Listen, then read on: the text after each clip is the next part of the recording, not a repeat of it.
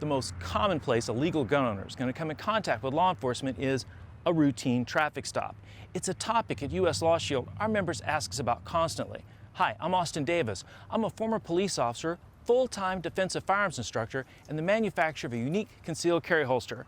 Plus, I'm a guy who legally carries and occasionally gets pulled over by the police. With that background, I'm going to have some insight and some ideas to explain both sides of the interaction, hopefully making your next contact with law enforcement as a legal gun owner safer, more efficient, and have a more positive outcome. With that in mind, let's go for a drive and have a bit of a chat.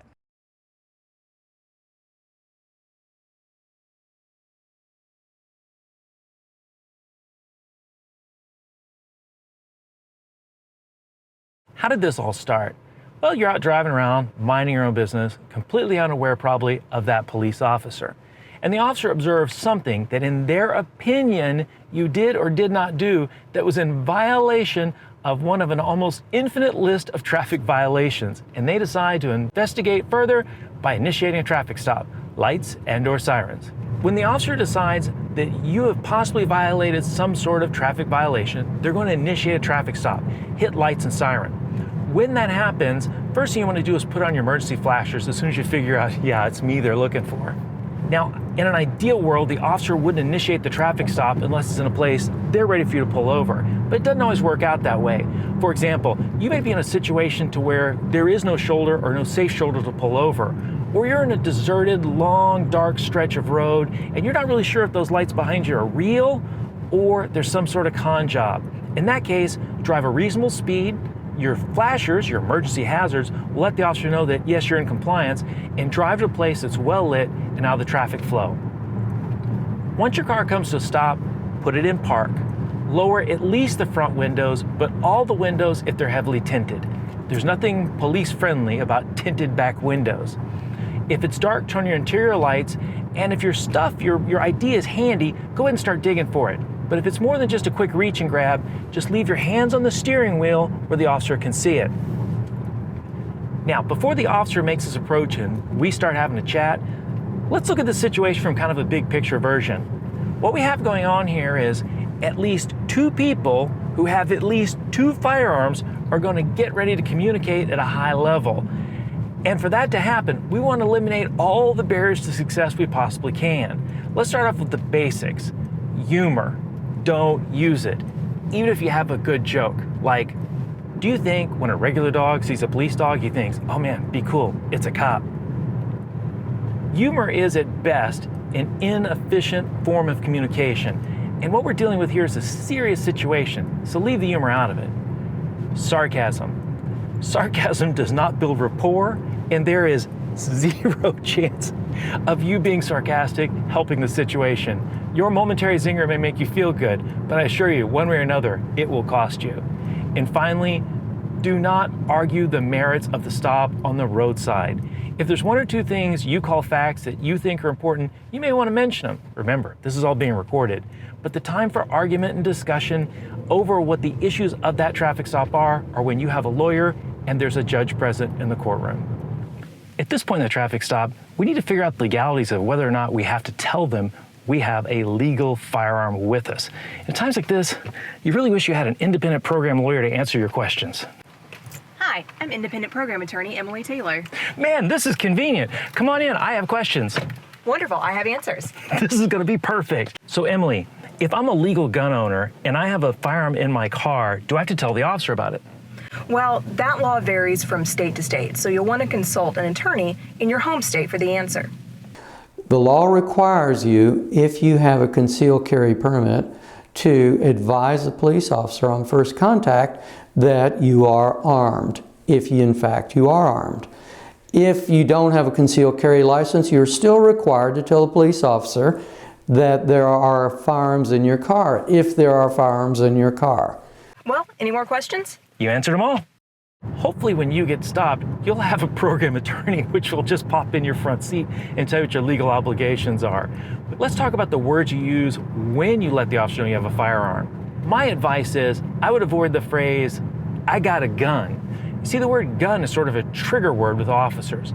Some other options might be, I have a license to carry, and just leave the gun verbiage out of it. but you really want to pick your words very carefully when you announce that you are in fact legally carrying a firearm. Once you've notified the officer that you are in fact a legal gun owner and you have a firearm, there's going to be 3 paths of action that officer can choose. The first one is just let you keep it. Usually when they let you keep it, they'll say something like, okay, you don't touch yours, I won't touch mine. Do not adjust, do not fiddle, do not manipulate your firearm. Leave your hands so you can see it, and the process will go fine. The second option is the officer will want to remove the firearm from you during the traffic stop for the officer's safety. And that's still a pretty straightforward process.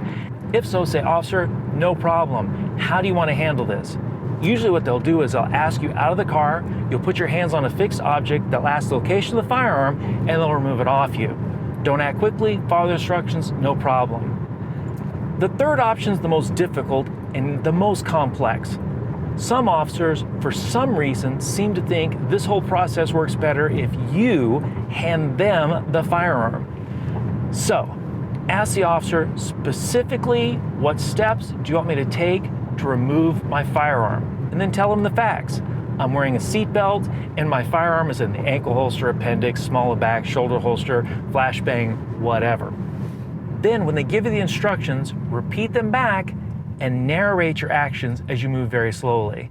If at any point the officer gives you information that you think is counteractive to safety, doesn't make any sense, or even potentially dangerous, stop all motion, don't move anything but your mouth, and ask for clarity.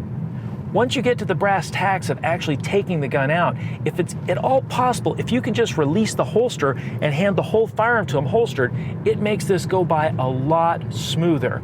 If for whatever reason that can happen and you have to take the gun out and hand it to them, a few things to think about. Number one, keep your finger off the trigger. Keep it well clear of the trigger guard. Make sure that you're very careful that you don't point the firearm towards yourself or anybody else. When you hand it to them, make sure that you hand it in a way that conveys that you're not trying to point the gun at the officer. At the end of the process, hopefully they're going to hand you your firearm back. When this happens, you need to be extremely careful how you receive that firearm back from the officer. When they hand it back to you, first off, be very careful and only point the gun in a safe direction. Not only keep your finger off the trigger, keep your finger well clear of the trigger area. If they hand it back to you with the action open, or if it's a revolver, the cylinder out, leave the action open, leave the cylinder out. If they hand it back to you with the cylinder closed or the action closed, do not do a check to see if there's a round in it, and do not reload the gun and do not manipulate it. Either put it in your holster or put it in a safe place. Once you and the officer are long gone, you can pull over and either decide to empty the gun or reload and rearm. But this is a very critical time at the end of the traffic stop where it's all too easy to make a common gun handling mistake. You really want to have your thinking cap on, and you really want to be aware. So there you have it, the basics of a traffic stop as a legal gun owner. Stay calm, do everything you can to reduce the risk and increase the safety of both you and the officer. Follow their instructions, and hopefully you two will drive off safe and happy, no worse for the wear. We hope you learned something in this program, and you get a chance to attend one of our seminars. Go to uslawshield.com/seminars.